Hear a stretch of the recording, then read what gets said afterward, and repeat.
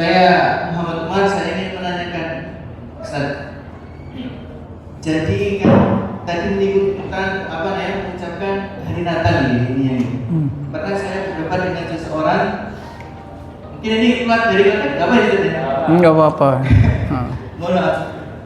Pernah berdebat dengan seorang bahwasanya kalau misalkan kita mengucapkan Natal itu aja nggak boleh. Malahan benak sekarang malah merayakan hari Natal bersama, Ustaz. Katanya dengan katanya karena itu pemimpin istilahnya menteri agama yang menaungi banyak agama, Ustaz. Maka katanya itu, maka saya kalau juga di sini itu harus bisa menaungi semua agama yang ada di Indonesia, makanya harus merayakan dan sebagainya. Itu sebagai umat Islam seperti kita, seperti apa Ustaz sikapnya? Mohon maaf, terima kasih. Ya, satu-satu aja ya, Mak. Jadi begini, jadi kalau kita bicara Kementerian Agama, itu pun bukan Kementerian Agama Islam ya, Kementerian Agama-agama gitu, banyak agama. Jadi kalau dia secara kelembagaan begitu, ya setiap pribadi tanggung jawabnya lah. Ya Kementerian Agama sekarang kan.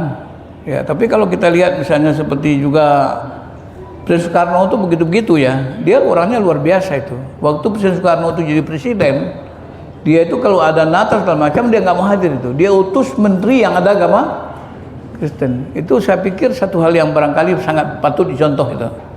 Gitu juga Soeharto. Soeharto itu selama 30 tahun jadi presiden nggak pernah dia kasih salam-salam agama lain. Kita Bismillahirrahmanirrahim itu selalu ada itu. Pak Harto itu. Jadi saya pikir ya mungkin saya pribadi nggak tahu lah itu nanti dia bertanggung jawab pada Allah Taala. Tapi itu jelas nggak bisa dibenarkan sebagai Muslim. Ya itu tidak boleh kita melakukan hal seperti itu. Itu tasyabuh dan macam-macam kan ada itu. Kita betul-betul salah satu akidah itu al-wala wal bara. Kita harus punya loyalitas yang tinggi, kesetiaan luar biasa. Kemudian juga wal bara, kita berlepas diri selama macam bentuk kemusyrikan sekecil apapun. Jadi karena itu menurut saya nih. Dan saya ini kita banyak hidupnya sini kan. Menurut saya itu hal-hal yang harus kita di Muhammadiyah kita harus harus kita murnikan. Ya, bahwa kemudian ada orang di Muhammadiyah melakukan begitu, nanti kita dakwahi. Bahwa kemudian tidak mau didakwahi itu urusan dia nanti dengan Allah SWT. Fadzakir innama anta mudzakir lasta alaihim bimusaitir illa man tawalla wa kafar fayu'adzibuhu Allahu al-'adzabal akbar. Beri peringatan, engkau hanya memberi peringatan, bukan memaksa. Nah, kalau dia tidak mau nanti Allah yang akan azab mereka. Itu aja. Jadi kita jangan terlalu itu kan dakwah itu kan tausiah itu ada 4 itu. Tausiah bil haq, tausiah bis sabri, tausiah 3, tausiah bil marhamah. Bertausiah dengan kebenaran, bertausiah dengan sabar, bertausiah dengan kasih sayang. Jadi kita nggak boleh, jangan kita kemudian merasa ada orang yang berdakwah tekan darah tinggi juga nggak boleh. Kita harus sabar aja. Nggak boleh orang dipaksa juga. Jangan sampai kemudian memaksa orang masuk surga, kita yang masuk neraka gitu. Ya. Aja orang masuk surga, kita malah masuk neraka. Nggak boleh Pak. Tapi itu kita sampaikan. Kita sampaikan kepada mereka. Saya sampaikan. Saya maaf, kita mesti tabligh itu menyampaikan kepada teman-teman yang suka begitu, kita sampaikan. Pertama diterima, kedua dia marah, itu urusan dia dengan Allah SWT. Tidak apa-apa. Nah, itu Pak. Jadi arti gini, yang penting faham kita dudukkan dulu. Itu nggak boleh. Tapi kemudian kalau ada teman kita begitu, kita sampaikan, kita dakwakan. Iya? Artinya saya amankan dulu. Iya. Iya. Jadi kata Allah SWT, inna ma'alaikal balagh al-mubin. Ya Muhammad, engkau al-balaghul mubin. Al-balagh al-mubin artinya al-balagh itu adalah apa itu? Apa namanya? Iya betul-betul muntamal jmu' itu artinya betul-betul betul-betul disampaikan yang dengan sangat itu syiddah. Jadi artinya apa? Kita sampaikan, tapi kalau dia nggak terima ya nggak apa-apa. Ya, Jangan kita kemudian menjustis juga nggak boleh. Yang penting kita ini bukan menuduh orang, membid'ahkan orang, tapi mengajak orang yang bid'ah kepada sunnah. Bukan mengkafir-kafirkan orang, tapi mengajak orang kafir kepada Islam. Jadi kita bukan, itu yang penting. Jadi dakwah kita di situ. Ya, dakwah kita itu dakwah yang apa? Yang santun. Tapi kalau yang tadi itu kan kita berada di luar, ini ngaji di Muhammadiyah begitu-gitu enggak apa-apa. Karena ini konsolidasi nih. Bahkan pengajian kan gitu. Kalau pengajian orang-orang pintar semua dikajikan, ya enggak? Itu mubadzir itu, ya. Memberikan pengajian di depan orang-orang yang sudah pintar itu namanya mubadzir, tahsilul husul namanya itu. Menghasilkan yang sudah hasil. Ya, ini pembekalan aja nih, Pak. Pembekalan aja ini bukan apa-apa nih. Oke? Agak. Konflik internal dalam satu agama yang sama, seperti perbedaan aliran pemahaman yang juga dapat menyebabkan perpecahan di masyarakat. Matur suwun. Assalamualaikum warahmatullahi wabarakatuh. Coba di apa Musa? Pertanyaannya diperjelas. Ya, disimpulkan aja.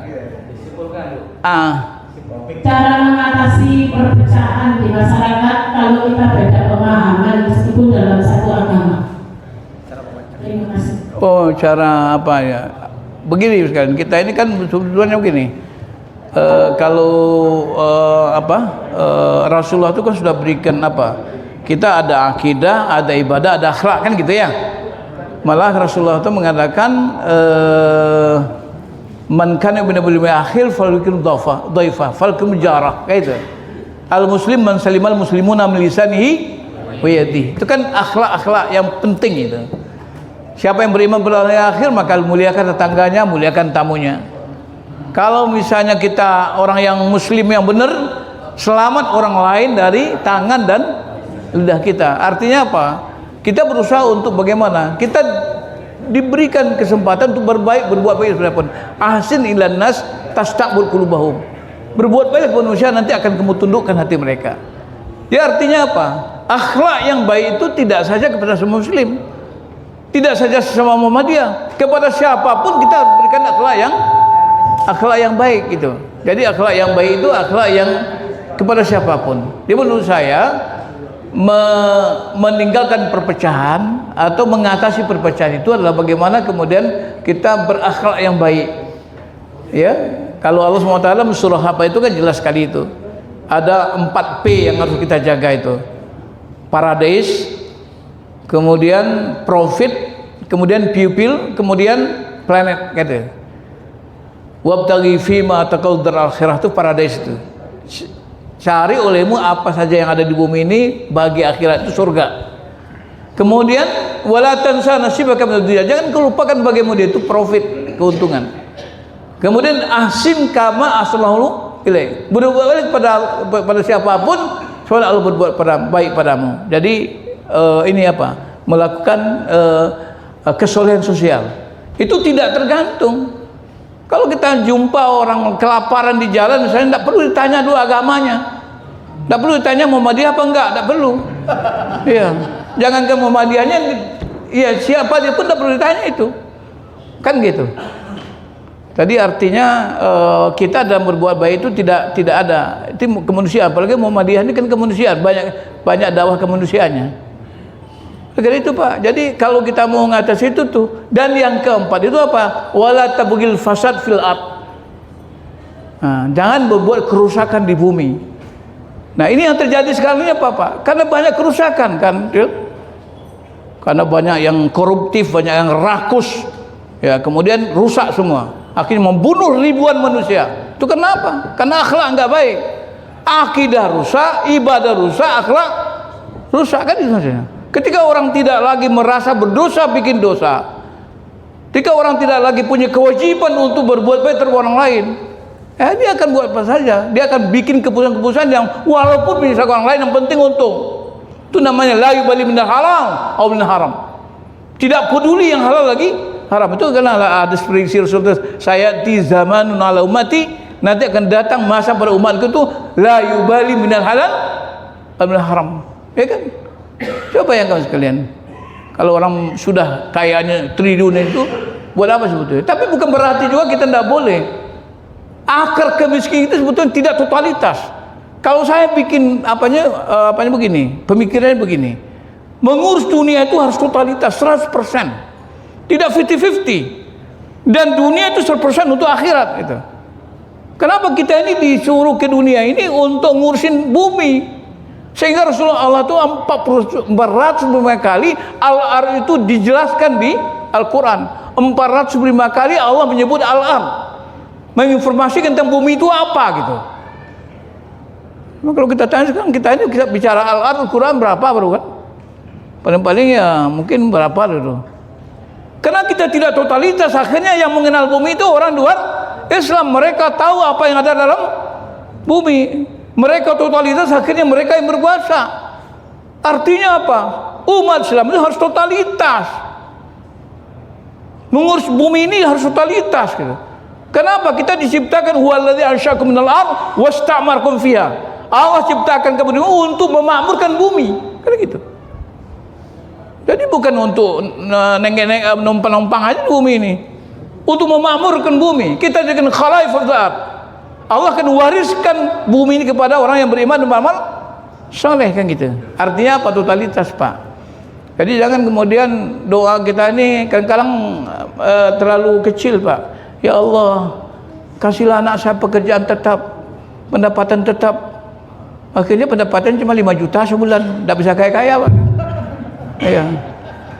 Jadi kalau nanti berdoa itu kata, ya Allah, berikanlah anak saya itu tetap berpendapatan. 5 juta, 10 juta, sampai 1 triliun. Dan anak kita itu tidak jadi pegawai, Pak. Kita ingin anak itu idealnya mendidik anak itu menjadi pemimpin.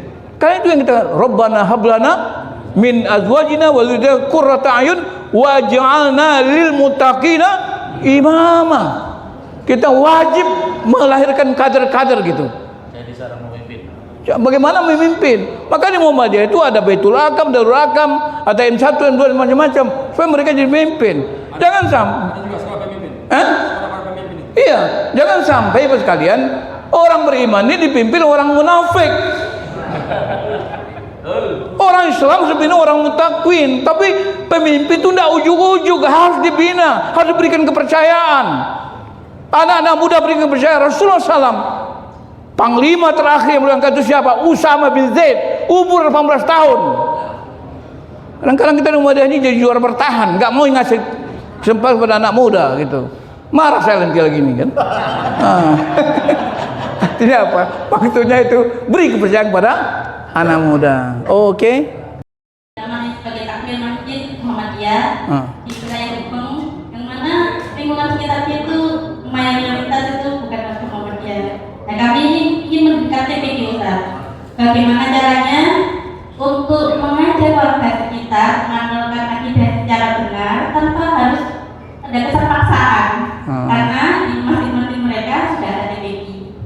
Yang kedua, ini kan sangat miris ya Ustaz, fenomena ada Ustaz dari saudara kita yang mempunyai KTA Muhammadiyah, sehingga mereka itu ditahdir.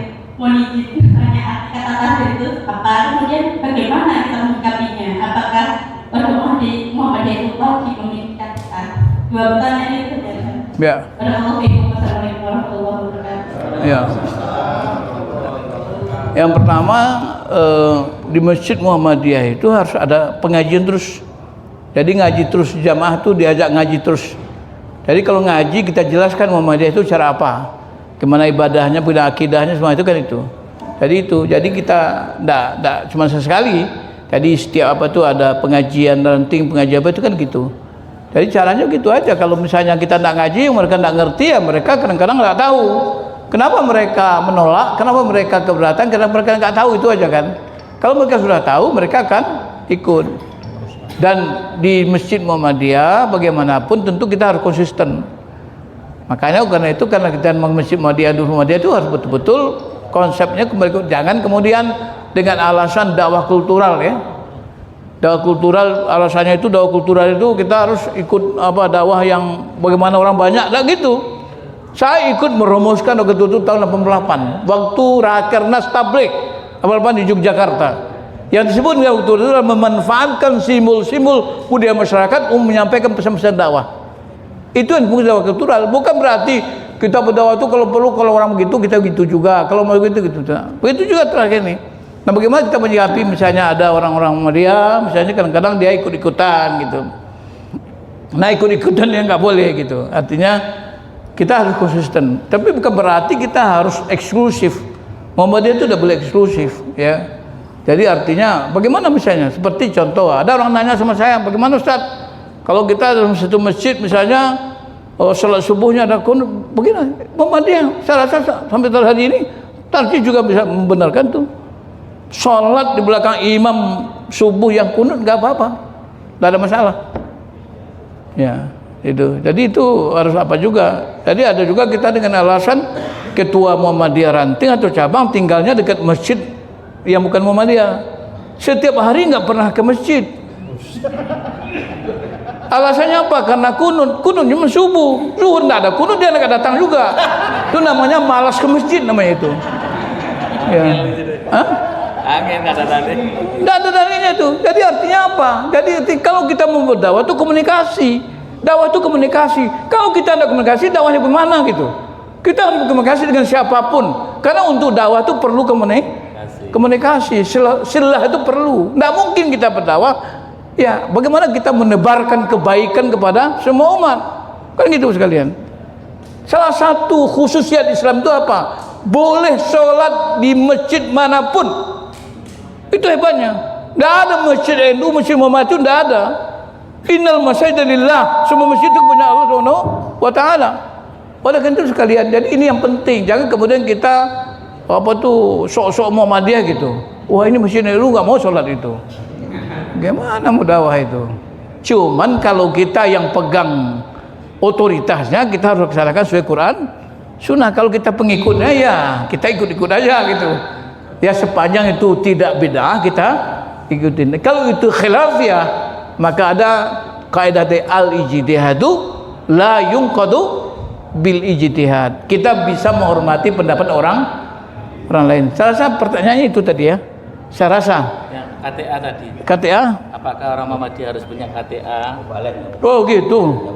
Jadi gini Pak sekalian, kalau menurut saya ini nanti dikubur ataupun di akhirat tidak ditanya itu KTA itu, tidak tanya itu. Kartu anggota nomor berapa itu nggak ada. Sebetulnya KTA itu perlunya untuk pengurus. Kalau mau jadi pengurus pakai KTA. So nanti jangan-jangan PKI nanti yang masuk jadi apa? Nggak boleh. Makanya KTA itu. Tapi kalau yang bagus itu makmum dia harus jelas anggotanya. Supaya jelas itu database-nya ada. Tapi tidak wajib. Berdosa enggak kalau kita misalnya anggota Muhammadiyah tidak pakai KTA? Tidak ada dosanya. Itu masalah mubah saja itu, ya. Bukan berarti ini melemahusasi. Ini artinya apa? Kita harus mendudukkan perkara ini dengan benar. Jangan kemudian tadi itu gitu Ustaz yang sebelah yang punya KTA akan ditafsir sebagai ini sebagainya. Kemarin sempat viral itu. apa? Ya kemarin sempat viral ada Ustadz sebelah dia punya KTA Muhammadiyah terus ditafsir sama jemaah. Oh iya. Nah, berarti mengasih KTA-nya enggak bagus itu aja. Artinya harus dites Pak. Orang yang mau dikasih KTA itu harus di apa dulu, fit and proper test dulu. Buat apa dia? Jangan-jangan nanti orang yang tertangkap basah nanti pakai kartu Muhammadiyah juga. Kemudian yang bunuh diri nanti apa juga narkoba nanti, makanya kartu Muhammadiyah itu mahal. Nggak usah diopral gitu. Nggak usah diopral. Kalau saya itu pikir-pikir begini, jadi anggota Muhammadiyah itu harus diseleksi dulu lah, dites dulu lah. Kan situ ada persyaratan anggota itu apa? Mau nggak, setuju nggak dengan Muhammadiyah ini? Mau nggak bayar anggota Muhammadiyah? Udah dari dulu jadi anggota Muhammadiyah sampai sekarang nggak pernah bayar iuran misalnya. Itu kan nggak benar juga itu. Artinya apa? Jadi artinya itu perlu ada pengajian. Kenapa harus ada pengajian ranting macam? Karena tempat berkumpul anggota kan terranting. Jadi ranting itu perlu ada. Mengaji pengajian Muhammadiyah itu mengaji tafsir muqaddimah dan dasar, matang keyakinan di Muhammadiyah, kemudian al-masailul khamsah di Muhammadiyah, kemudian khitab di Muhammadiyah, langkah banyak pedoman hidup Muhammadiyah. Banyak itu, hidup pribadi, hidup berumah tangga, hidup masyarakat, musadi, berbangsa dan bernegara, banyak dikaji yang di Muhammadiyah. Dokumen resmi Perserikatan itu semua bahan pengajian begini Muhammadiyah itu. Tidak perlu pengajian begini, diundang lagi dari kita ini kadang-kadang kan begini. Kita ini sudah sok-sok apa ini? Oh, pakai barang impor terus gitu. Kayak saya ini kan termasuk barang impor ini Pak. Nah ini kan itu bahaya juga nih Pak. Dari Jakarta berapa pesawatnya itu Pak, pulang pergi itu. Artinya kita ini kalau perlu ngaji itu apa? Tadabbur. Maka saya itu kadang-kadang saya sekarang mencoba mensosialisasikan itu, kita ini bukan tafsir, mentadaburkan Al-Quran. Kenapa Muhammadiyah ini maju sekarang? Kiai Muhammad itu mentadaburi Al-Quran. Cuma berapa surah, berapa ayat, Muhammadiyah jadi besar tuh sekarang. Orang bikin tafsir Muhammadiyah karena hanya kognitif. Tadabur itu transformatif. Ya, kognitif, afektif dan psikomotorik. Tuh. Oh, luar biasa. Dokter itu ya. Jadi cuma apa-apa, keren aja Pak itu. Jadi oke. Saya rasa itu aja, mudah-mudahan kalau ada yang cuman kalau ibu-ibu, bapak-bapak, kalau pimpinan tahu ada orang punya KTA Muhammadiyah tapi malah melakukan hal yang tengah Muhammadiyah, cabut keanggotaannya itu. Cabut itu. Amin panggil, mang anggota Muhammadiyah cabut. Diberhentikan jadi anggota Muhammadiyah. Ya kalau ada orang nanti mengklaim di Muhammadiyah bilang sudah diberhentikan. Ya, jangan kemudian malah jadi nanti mau maling nanti pakai ketua Muhammadiyah kan susah itu. Dia orang Muhammadiyah tapi ikut-ikut korupsi misalnya umpama. Ya kan? Nah, jadi jangan kemudian kita juga bangga-bangga juga ada pejabat Muhammadiyah segala macam nanti maling dia ya Muhammadiyah juga yang ikut korup. Kita doakan aja. Jadi oleh karena itu saya Pak selama ini tidak pernah mengucapkan selamat kepada orang-orang yang di pejabat di Muhammadiyah ini. Kenapa? Ya belum tentu selamat dia. Yang penting kita doakan selamatnya. Kapan kita ucap selamat? Kalau sudah berakhir tidak masuk penjara, tidak pakai jaket oranye, baru selamat itu. Ya ini semua selamat, Muhammadiyah. Akhirnya kadang-kadang kan ya kemarin itu kan. Nah, jadi tidak usahlah kita cerita panjang-panjang, nanti berdua aja kita cerita ya. Oke, terima kasih. Saya mohon maaf. Tidak ada lagi pertanyaan? Ada lagi? Ya, Assalamualaikum. Cukup. Saya Pak Furqon, saya kebetulan di Majelis Tahfidz Ustaz. Ini ada pertanyaan dari jemaah. Ya. Ketika Muhammadiyah menerima tambang ini, adakah potensi perpecahannya? Itu aja Ustaz, berinya. Ya. Tapi terima kasih. Ya, kemarin dari LBH Muhammadiyah Pak Gufron sudah akan beri penjelasan ya bahwa sampai sekarang belum ada Muhammadiyah itu baru apa informasi, belum pernah menerima izin usaha pertama itu belum ada.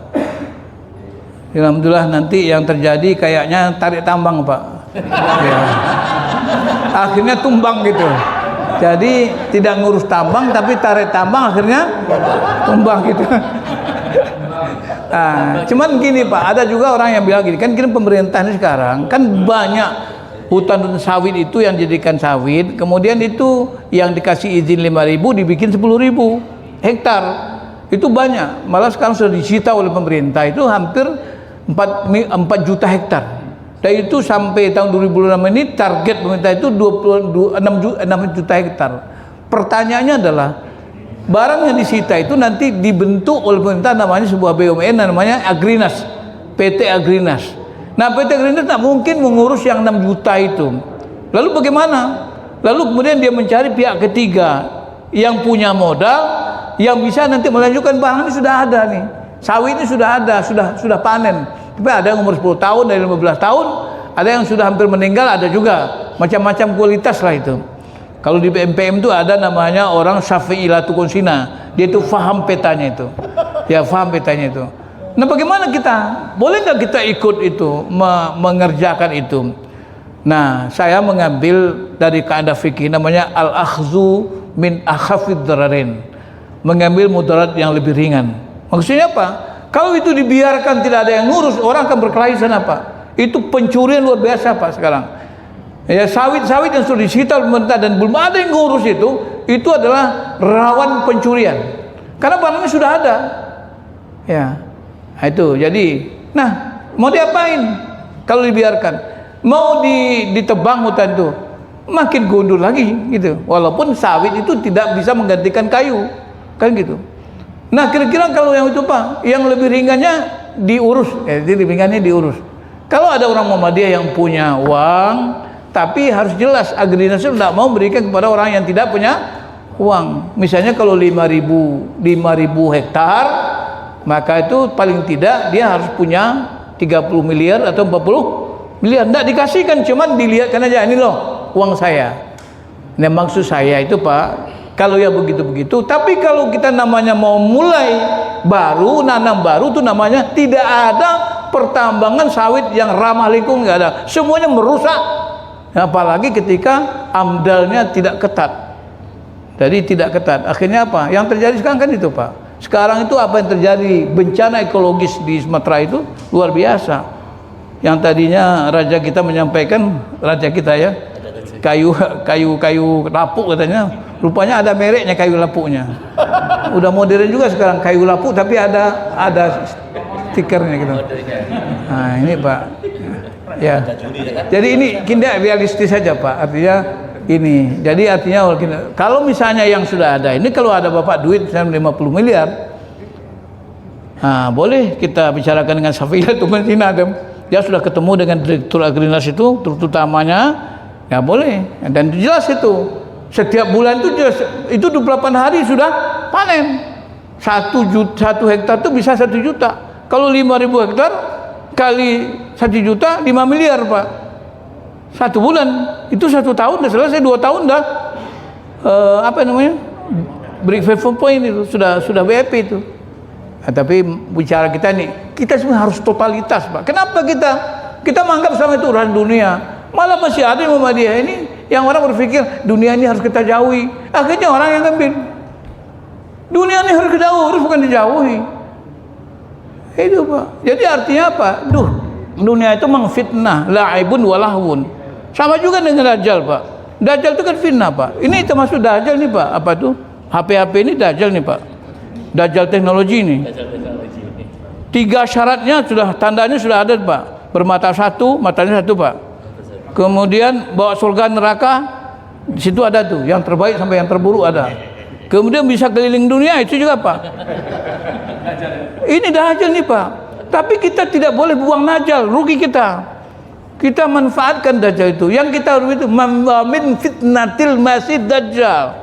Kita berlindung dari fitnahnya Dajjal. Kita jadikan dia anggota kita, anak buah kita nih, membantu kita. Ada ChatGPT namanya kan, aplikasi Pak. Aplikasi GPT itu Pak lebih hebat dari Pak. Kalau kita tanya sama Ustadz, pergi ke rumahnya, dia kadang-kadang lagi tidur, capek. Kalau kita tanya ChatGPT Pak, ditanya satu, tanya lagi, ada yang lain nggak? Apa yang mau jelaskan? Tanya lagi Pak. Itu luar biasa Pak. Itu bukan yang menjawabnya, bukan ChatGPT. Algoritma itu jelas. Kalau saya yang nanya Pak, itu ditanya dia Muhammadiyah semua itu Pak. Dia tahu saya orang Muhammadiyah. Malah sekarang dipanggil Prof sama saya itu. Ini kalau salah saya bantah itu. Tapi harus ada komparasi, harus ada perbandingan. Jangan terima semuanya. Nggak apa-apa manfaatkan itu, boleh saja. Masa ada yang bagus tidak dimanfaatkan, rugi kita, ya kan? Ah itu, oke, itu aja, cukup ya. Ini udah mulai lapar nampaknya ini nih. Jadi, closing statement.